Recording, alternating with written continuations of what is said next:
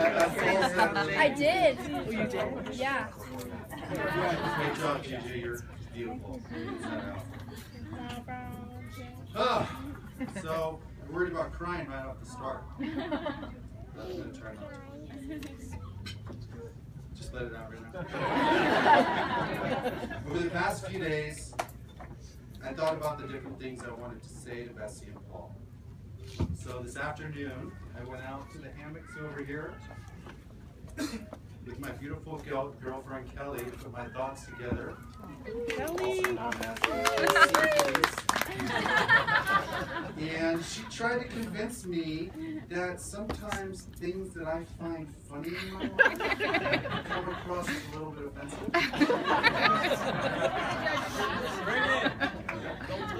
If it were up to her, she would have me up here in tears, talking from my heart about how special you are. And how you're my best friend. See? But what I was going to say is actually how I am, which is sometimes offensive to some people. Maybe sometimes I cross that line just a little bit.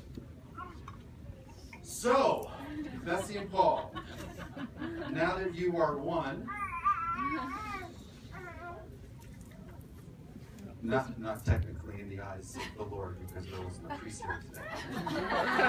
Father Rob, you did great. But nonetheless, you are now one, and you are going to have to make some really hard decisions in your life. So please allow this to be your first. You get to choose. Speech A, feel good speech. Or speech B, the one where I'm probably going to end up apologizing to many people.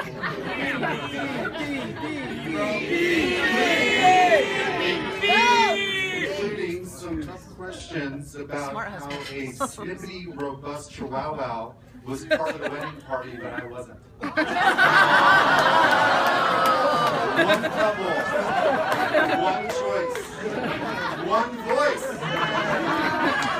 Which do you pick? Good, because I only had one anyway. So, when you consider the upbringing of these two, and how they were each raised, you can't help but think, they beat the odds.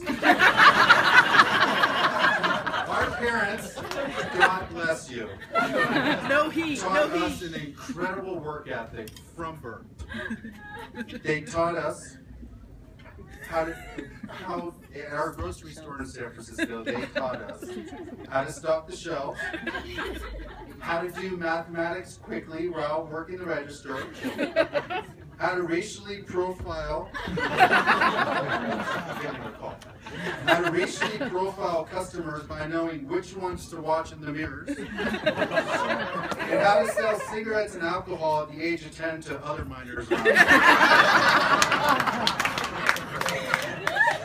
Bessie and I would joke about how we raised ourselves. Honestly, growing up, we saw them attempt to raise Randa and did a really great job. Then with the next one, let's just say they decided that their efforts were probably better spent working. So Bessie and I were left to essentially raise ourselves like a couple of gypsies. We were sidekicks. We'd go to Clay Street Park where she'd rebound the ball for me. She would do all my chores.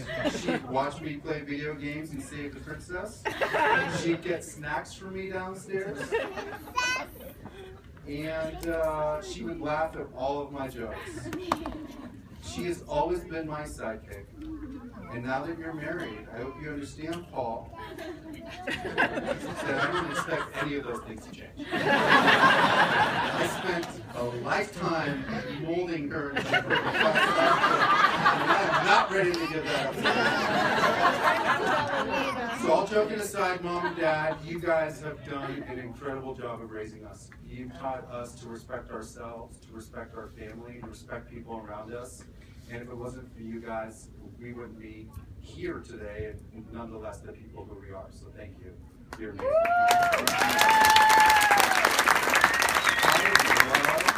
I love being introduced as Bessie's brother.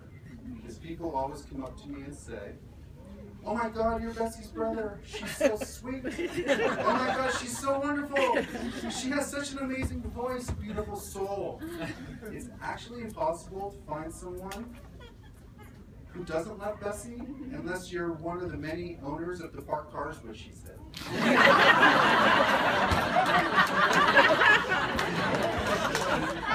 She has no mirrors on her. Bessie, you have taught me so much. During my life of chaos and full speed ahead, you've taught me to relax and enjoy the simple things in life. You've always been there for me. You're my best friend. And you're the best thing that God ever created. I truly hope that Lena and Juju grow up to be just like you. Oh. I wanted to congratulate you on finally making the best decision of your life. That's not marrying Bessie. That's choosing me as his brother.